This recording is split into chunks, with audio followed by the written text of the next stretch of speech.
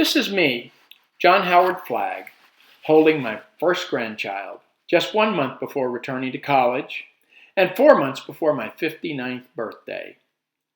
So how did this grandpa end up in college after a 39-year hiatus?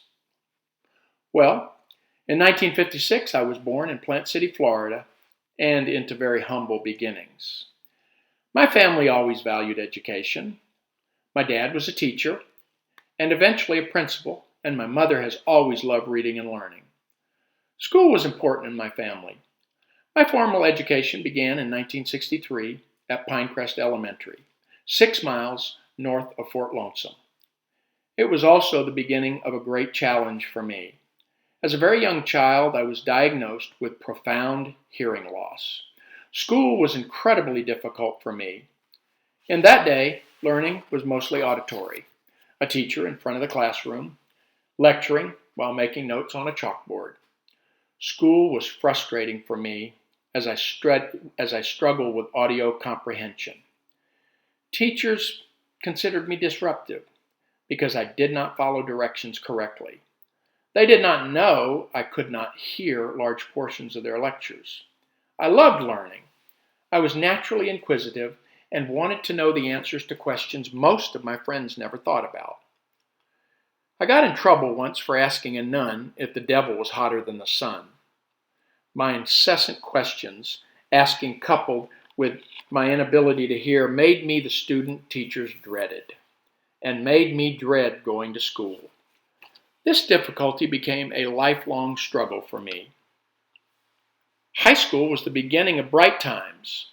I became instinctual in my hearing, paying extremely close attention to nonverbal cues and tonation. For the first time, I was able to rise above the obstacle to become vice president of the student government and the #1 player on the tennis team. I also met the girl of my dreams and the love of my life, Lynn Unifer. I was able to go to college on a tennis scholarship. After completing 3 years of college, I got married to my high school sweetheart, and I left a year early to pursue a career as a tennis professional. My wife and I raised 4 wonderful children.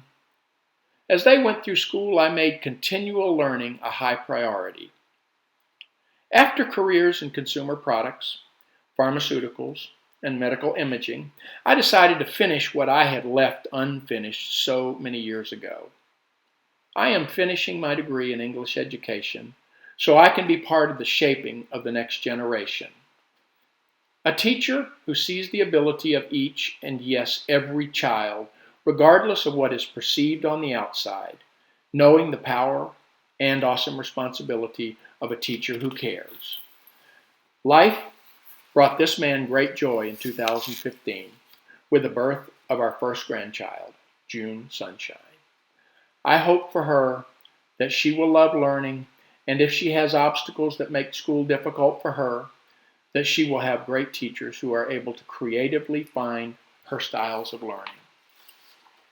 Henry Ford said it this way: anyone who stops learning is old, whether at 20 or 80.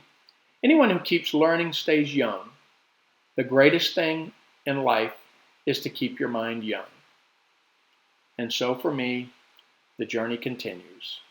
The obstacles are the same, plus my hair is gray, but my fellow students are young and quite charitable to the old man that sits next to them. Learning is a lifelong process. I'm not really sure what I want to be when I grow up, but I know this: I will never stop learning, even with the obstacles.